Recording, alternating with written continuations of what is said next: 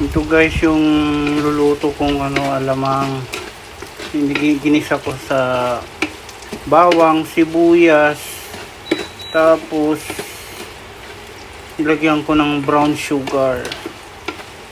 Halo-halo lang guys para tas konting suka para maano yung niya, yung alat ng alamang.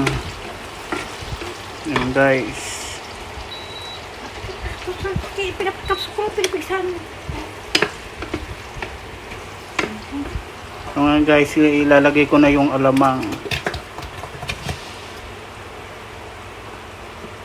Yan.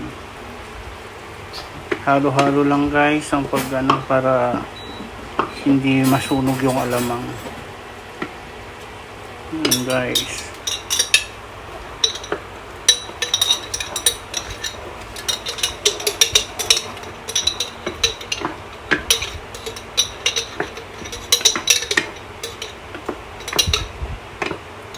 Napakadali lang naman guys yung ingredients niya. Karne ng baboy, bawang, sili, suka, tsaka